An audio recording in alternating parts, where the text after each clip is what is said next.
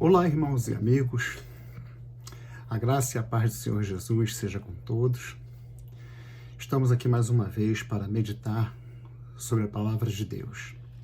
Eu quero estar refletindo com os irmãos na passagem que se encontra no Evangelho de Marcos, capítulo 14, no versículo 3 em diante, até o versículo Marcos 3, até o versículo 11, que diz assim: E estando em Betânia, assentado à mesa, em casa de Simão o leproso, veio uma mulher que trazia um vaso de alabastro, com um unguento de nardo puro de muito valor, e quebrando o vaso, lhe derramou sobre a cabeça.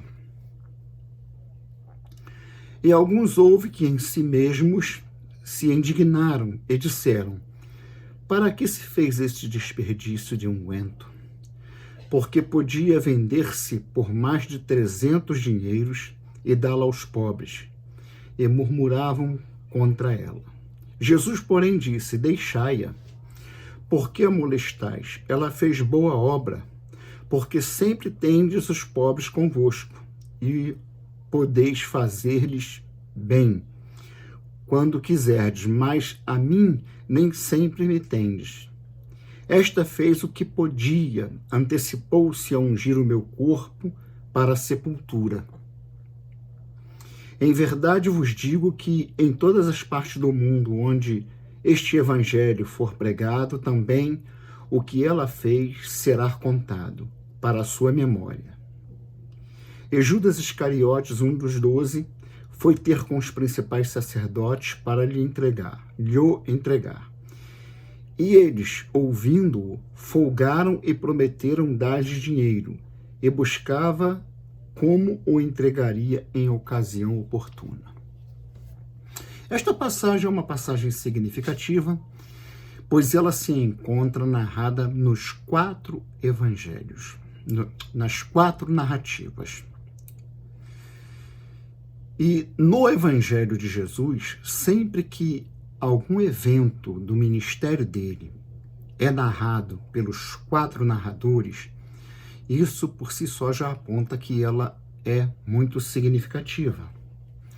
Então, nós temos essa passagem descrita por Mateus, por Marcos, Lucas e João, cada um mostrando a sua perspectiva o que aconteceu naquela ocasião. Muito bem. Nós sabemos que esta Maria é Maria, irmã de Marta e de Lázaro, que este evento é um evento único e que, portanto, nós devemos atentar para todos os evangelhos para que eles nos forneçam. De novo, falei todos os evangelhos, todas as narrativas, o evangelho é um só, para que elas nos forneçam as informações que nós precisamos. Muito bem. O texto nos diz que Jesus fora convidado por um certo Simão, leproso, também fariseu, para participar de um banquete, de uma refeição com ele. Em um dos evangelhos, é destacado que era um jantar.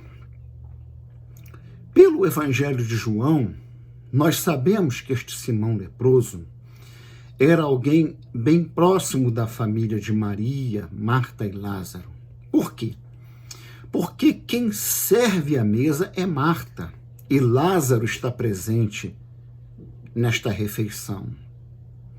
E quem vai adentrar a este recinto para fazer a unção do Senhor é Maria.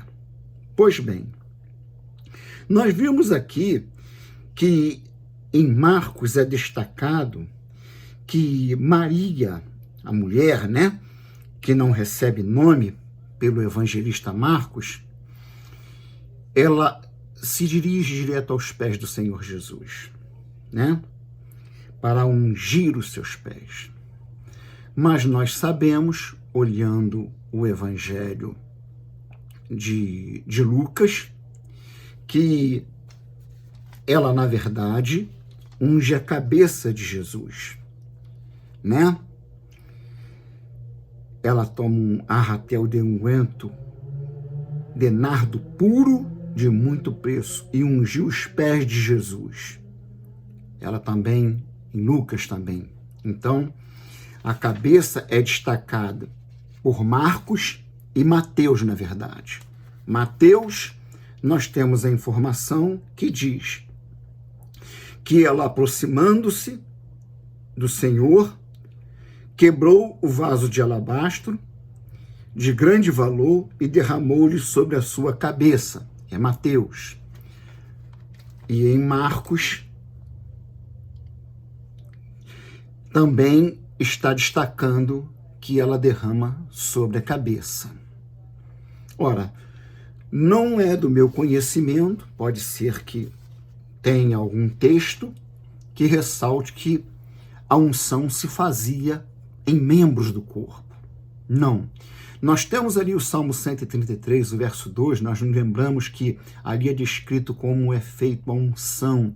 Temos também a Torá, a lei de Deus. Deus dizendo a Moisés como seria feita a unção do sumo sacerdote Arão e seus filhos sacerdotes, né? Então a unção ela era feita sobre a cabeça daquele que havia de ser ungido, e ela era feita de forma abundante, de forma que caísse, passasse pela barba. O Salmo 132 destaca isso, até atingir os membros e até a orla das vestes, o que significa que os pés também eram molhados, né? Nós temos nessa narrativa algumas coisas muito interessantes, nós vamos estar olhando o que o texto diz e vamos ver depois a sua aplicação para nós, né, nas nossas vidas. Então nós vimos aqui que tanto Mateus como Lucas destaca os pés de Jesus.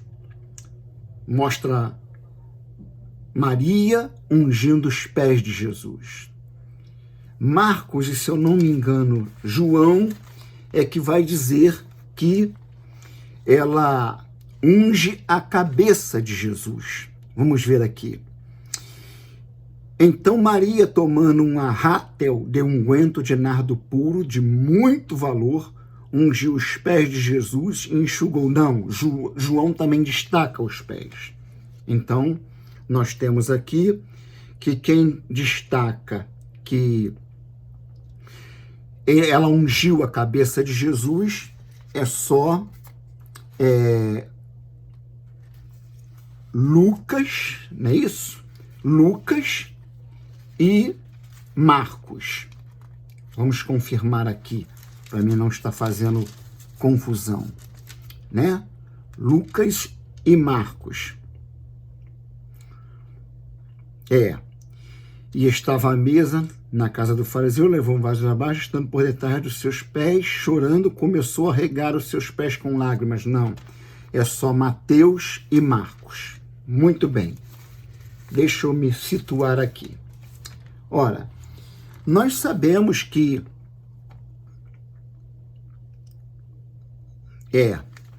Mateus e Marcos, cabeça, Lucas e João, pés. Muito bem. E ao fazer isso, um dos discípulos, Judas Iscariote, nós sabemos que foi ele que tomou a palavra, nós sabemos que foi ele que se pronunciou. Os evangelhos destacam isso. O evangelho destaca isso, as narrativas destacam isso, que ele se pronunciou e os outros discípulos, sem entender espiritualmente o que estava acontecendo e seguindo Judas Iscariote, concordam com as palavras dele, né? Ele é que toma a palavra para criticar Maria, reprovar a ação de Maria, porque esse nardo que Maria está usando para ungir a cabeça de Jesus, todo o corpo de Jesus, que nas 4 narrativas são destacados, a cabeça e os pés. Ele era de um valor muito grande, tinha muito valor, e era do interesse de Judas que Maria doasse aquele frasco, aquele jarro de alabastro, né? Alabastro era um jarro feito de uma pedra macia que existia no Oriente. Não sei se existe ainda.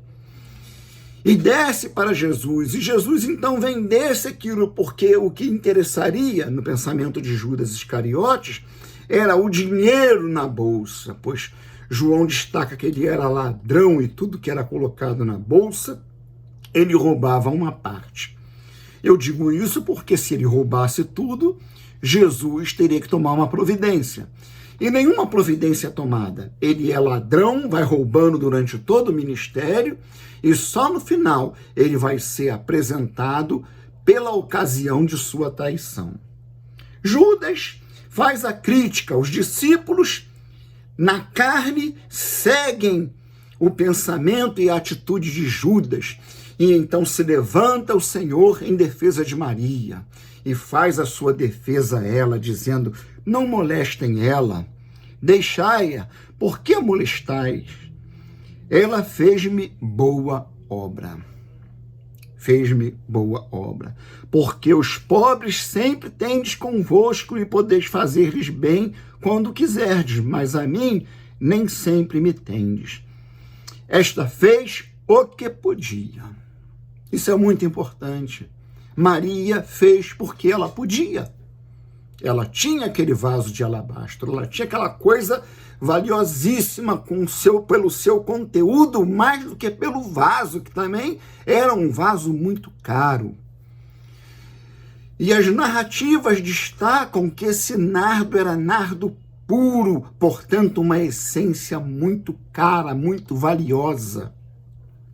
Pois bem, em seguida nós temos destacado aí por Lucas o pensamento de Simão leproso, o fariseu. No seu pensamento, ele age naquilo que nós conhecemos como o sujo falando do mal lavado. Por quê? Sendo ele um fariseu e portador, ou outrora portador de lepra, certamente ele fora uma pessoa que vivia em devassidão, em pecado, porque a lepra era sempre conotação de pecado pessoal, de pecado principalmente de imoralidade. Naquele tempo não existia o conceito da genética, que, por sinal, não me consta que alguém nascesse com lepra. A lepra era contraída sempre por contágio. Daí a necessidade de criar-se as comunidades de leprosário, fora da cidade, afastado da cidade. E Judas, então, e Simão, então, não se manifestando, ele pensa consigo mesmo: esse aí não é profeta. Se ele fosse profeta, ele saberia quem é e qual a mulher que está lhe tocando. E é interessante nós observarmos algumas coisas nessa narrativa de Lucas. Ela é uma narrativa que traz alguns problemas, mas também traz algumas informações boas para nós. Por exemplo, o texto diz que o Simão pensou. Ele não falou, ele pensou. E olha que no versículo 40 de Lucas 7, o texto começa dizendo o seguinte: e respondendo Jesus. Que coisa interessante, maravilhosa, não é mesmo? Respondendo ao pensamento de Simão. Quantas vezes nós praticamos coisas desagradáveis a Deus aqui dentro e Deus responde, Deus fala, Deus se manifesta para nós de forma a reprovar nosso pecado que não foi praticado, mas pensado.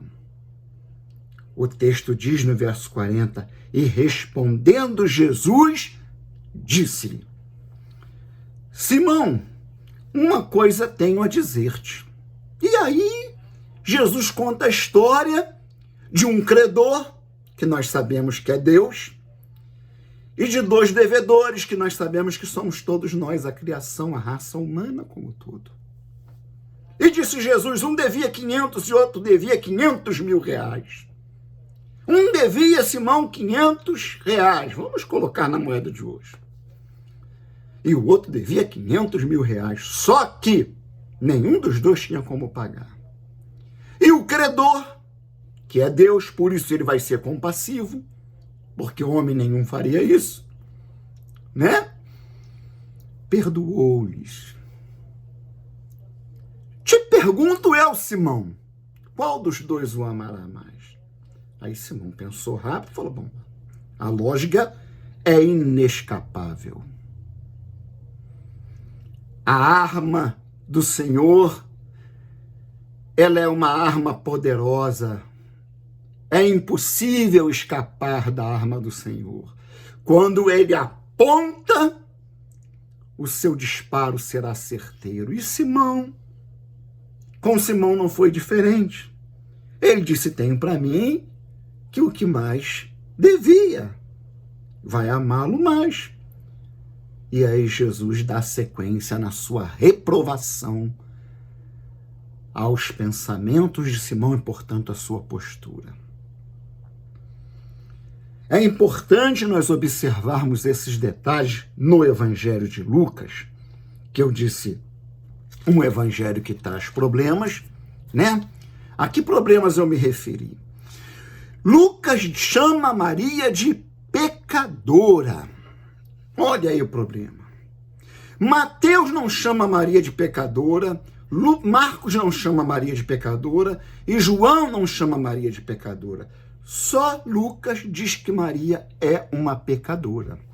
Daí muitas revistinhas de escola bíblicas e comentários bíblicos a classificar Maria como prostituta. Se você tem aí um livro que diz que Maria, essa Maria desse texto, ela é uma prostituta, mentalmente joga isso fora. Se você não quiser fazer literalmente, como às vezes eu faço. Eu, por exemplo, tenho 2 grandes comentários aqui, de mais de 1.500 páginas, cada um, onde ambos classificam Maria como prostituta, e por sinal um diz que esse evento são 2 eventos. Né? Isso não vem ao nosso caso aqui agora.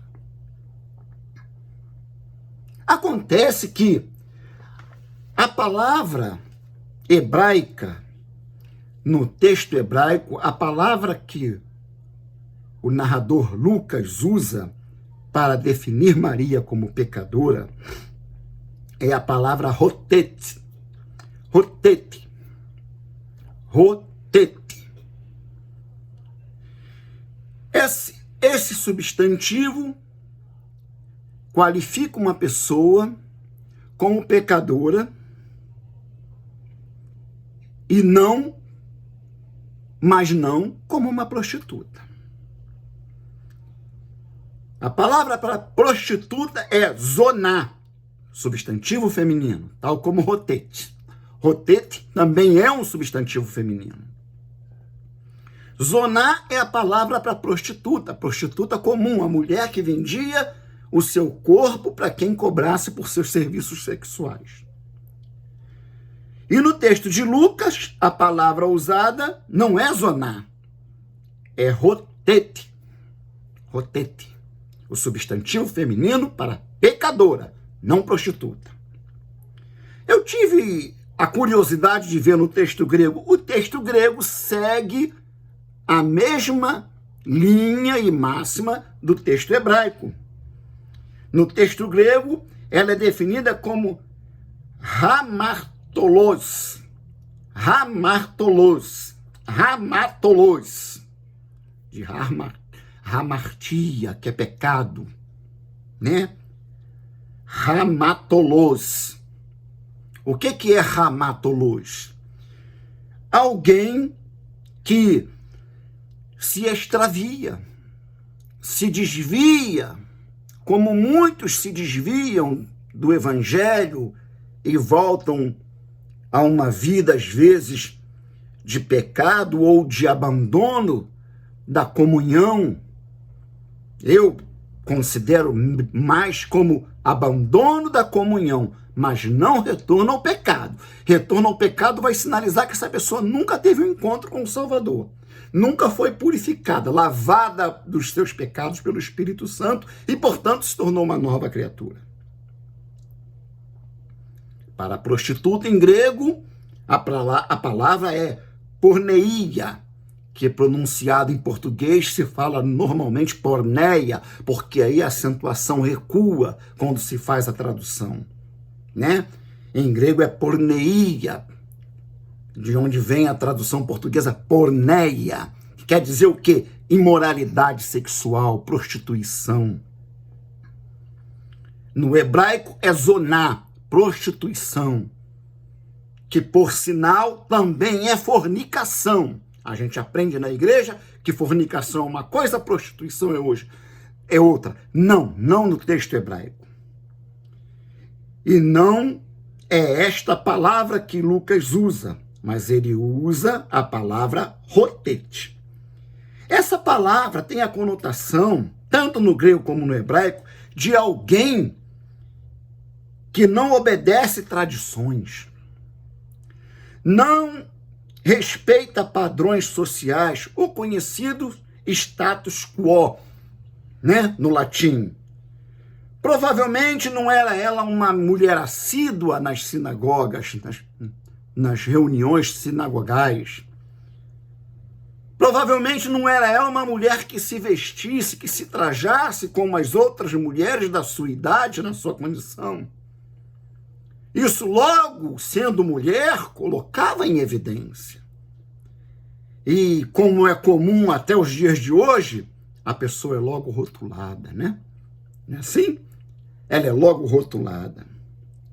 Então, nós temos aqui, o que se destaca é que, em uma reunião em que um certo Simão leproso, amigo da família de Maria, Marta e Lázaro, convida Jesus para um jantar.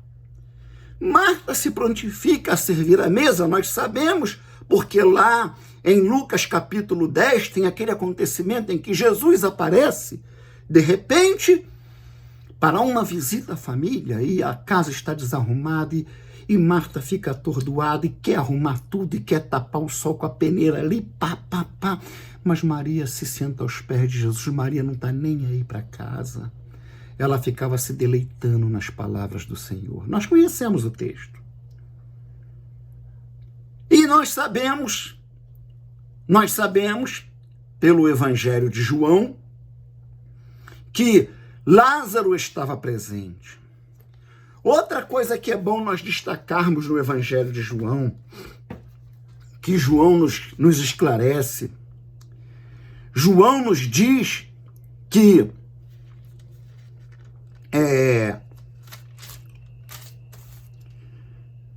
ao quebrar o vaso de alabastro, né, o perfume do nardo de grande valor se espalhou por toda aquela casa, por toda a residência. Olha que coisa maravilhosa. Ao banhar a cabeça de Jesus, a entornar aquele óleo, aquela essência caríssima sobre o Senhor, e depois se dirigindo aos seus pés, lavando os seus pés com suas próprias lágrimas e colocando nardo, ela enxugava com os seus cabelos. O Evangelho de João destaca que o unguento de nardo puro de grande preço, com o qual foi ungido os pés de Jesus, encheu-se a casa do cheiro da sua essência, da sua fragrância. Que maravilhoso, não é mesmo? E então, neste momento em que Maria toma essa atitude, o ladrão fica revoltado e ele chega à sua conclusão. Eu estou perdendo meu tempo com esse cara, eu estou querendo entrar para o Sinédrio, eu estou querendo fazer parte da cúpula. E o negócio dele é religião, é ser reverenciado. Aí, olha a chance que eu tinha aí de pegar aí, calculo eu vou dar um chute aqui, o equivalente hoje a 90 mil reais. Quem é que não gostaria, sendo um larápio, de botar a mão numa boladinha dessa, né? Era o caso de Judas. Então ele pega e se manifesta, ele não consegue conter o seu espírito, que era totalmente contrário ao espírito do Senhor Jesus e daqueles que o seguiam, embora os outros se deixassem levar. E Jesus tem que se levantar e tomar a defesa de Maria. E Jesus fala com os seus discípulos, reprovando o seu próprio colegiado. Jesus não deixa passar em branco o erro, o equívoco que eles estavam cometendo. E em seguida, ele se volta para Simão. E diz o texto de Lucas que ele vai responder a Simão. Simão não tinha falado nada, Simão já começou a ficar preocupado. A essa altura, responder, eu quero te dizer uma coisa, Simão, mas não falei nada. Mas com Jesus é assim. Com Jesus é assim. Então, ele ali dá um sabão em Simão. Mostra para Simão que as pessoas que muito amam, são geralmente pessoas que reconhecem a sua antiga natureza e sabem que receberam o que não mereciam. Contrair uma dívida de 500 mil reais. Quem é que vai contrair uma dívida de 500 mil e não fazer os cálculos para saber se tem como pagar, se terá como pagar? Mas o credor é compassivo, o credor é misericordioso. O credor é aquele que deixa o filho ir, vai lá, vai se prostituir, vai para os seus amiguinhos da bebida e da piranhagem. Quando a tua grana acabar, eu sei de quem que você vai se lembrar. E eu estarei aqui te esperando. Não é mesmo? É assim o nosso Senhor, o nosso maravilhoso Deus e Salvador. Então, Jesus faz isso, ele toma a defesa de Maria, ele exorta seus discípulos, seu colégio apostólico, ele reprova Simão e ele mostra o que Maria está fazendo. Jesus mostra o que ela está fazendo. Jesus explica para eles o que ela está fazendo. Ela orientada, inspirada pelo Espírito Santo, sabia que Jesus tinha poucas horas até ser levado à cruz.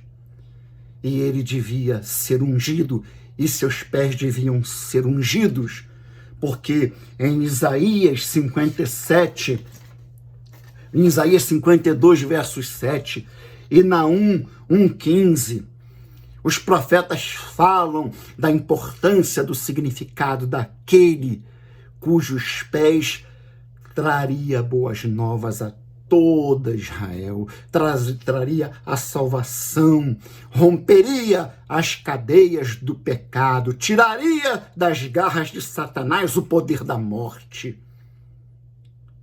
Então, o Senhor Jesus defende o gesto de Maria e ressalta nas entrelinhas de suas palavras que ela fora orientada, inspirada pelo Espírito Santo de Deus, ungindo-o para a sua sepultura.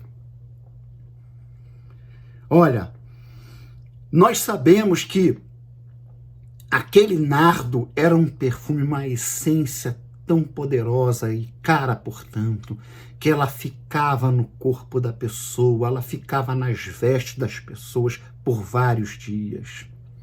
Por isso Jesus diz para a sepultura, ou seja, quando seu corpo fosse levado para dentro do sepulcro, o cheiro do nardo também estaria presente ali, junto com o cheiro das outras especiarias.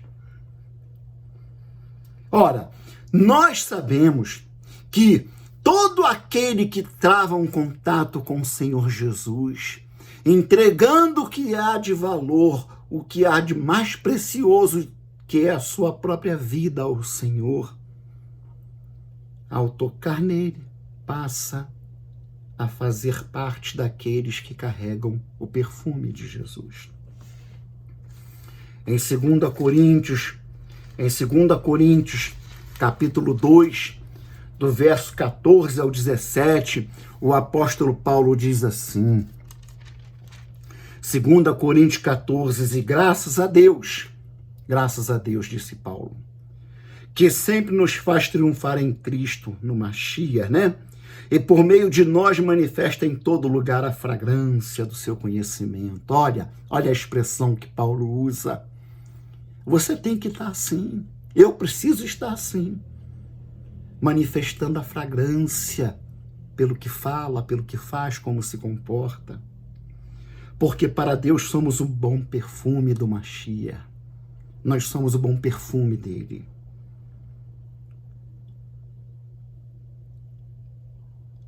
Porque nos que se salvam e nos que se perdem. Para estes, os que se perdem, cheiro de morte. Para aqueles, cheiro de vida para a vida. Então, nós sabemos que o que Paulo está dizendo aqui não é algo estranho. No momento em que o Espírito Santo inspira o apóstolo com estas palavras, certamente Paulo se lembrou daquele momento, do que fez Maria, e de que o corpo do Senhor foi para o túmulo com um cheiro da essência mais cara que tinha no Oriente, da essência mais rara, mais cara, que só pessoas de muita posse poderiam possuí-la, principalmente naquela quantidade. Que, como eu disse, ungir é o corpo todo. Então, não foi miséria, não foi com miséria. Maria não fez economia. Maria não tinha intenção de levar um pouquinho para casa. Ela deu tudo. Ela deu toda a essência. Ela deu todo o nardo para o Senhor Jesus. E chorando, enxuga os pés do Senhor com os seus cabelos. Olha bem. Ela derramava nardo nos pés e enxugava as lágrimas e o nardo com os seus cabelos. Depois de ser abençoada pelo Senhor Jesus, ao dizer a Simão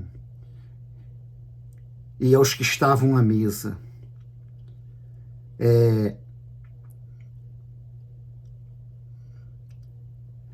vai, mulher, a tua fé te salvou. Maria, ao que parece, pode não ter participado da comida da refeição, mas ela é a que saiu dali mais abastecida. Ela saiu dali levando o perfume do nardo que ela tinha colocado no Messias, prestes a participar, a ser levado ao Calvário e fazer o seu sacrifício vicário. Quando o Messias está na cruz agonizando, cheirando o nardo precioso, cheirando o perfume de Deus, a fragrância do conhecimento de Deus, este mesmo cheiro estava em Maria, em sua casa, ou quem sabe no meio da multidão, em prantos contemplando aquele ato de crueldade. Nós precisamos ter contato com o Senhor, tal como Maria, a ponto de estarmos sempre, para onde quer que formos, levando o cheiro do conhecimento de Deus. Nós precisamos estar levando o conhecimento, o cheiro do conhecimento daquele que dá a vida. Coisa tão difícil de se ver hoje em dia, aonde se preocupa-se tanto com o ter, o obter, o ser, mas não o ser em Jesus, mas o ser entre os homens, para os homens, aos olhos dos homens. Aí eu falo comigo mesmo e também pergunto a você, como anda a tua vida? Você fez da tua vida o nardo precioso que entregou-se a Jesus. E ao entregar-se a ele, travou o contato e o cheiro dele passou a ficar em você, e aonde você vai, você carrega contigo a fragrância do conhecimento de Deus. Porque é isso que é importante. É necessário que nós sejamos crentes de tal forma que mostremos a este mundo cheio de falsidade religiosa, cheio de hipocrisia, de gente cantando que não vive, cantando coisa que, embora seja nas palavras do cântico, legítimo e verdadeiro, mas a gente se enoja porque sabe que essas pessoas não vivem, não são nada daquilo. Homens que pregam, querem lotar estádios de 50 mil pessoas, de 50 mil pessoas, 5 mil pessoas, não para levar a mensagem de salvação, o que para tal não é indicado que se faça assim, mas para arrecadar grandes somas do dinheiro, para depois ficarem brigando um com outros por causa do dinheiro, da arrecadação, da concentração.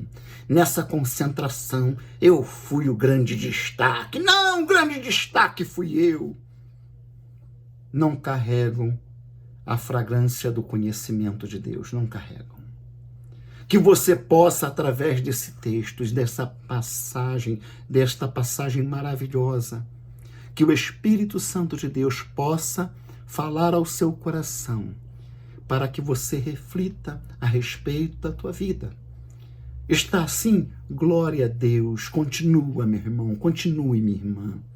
Não está assim? Ainda é tempo de você se arrepender. E você que não é uma pessoa que teve, não é a pessoa que teve um encontro com a vida, não teve um encontro com o Salvador, não se encostou nele e não saiu com o cheiro do conhecimento de Deus, com a fragrância do conhecimento de Deus, eu estou aqui para te convidar a render todo o teu ser a Ele e passar a ser mais um daqueles que carregam consigo a fragrância do conhecimento de Deus, para que o mesmo cheiro que está nele, no seu trono de glória, possa ser percebido também em você. Shalom Aleichem.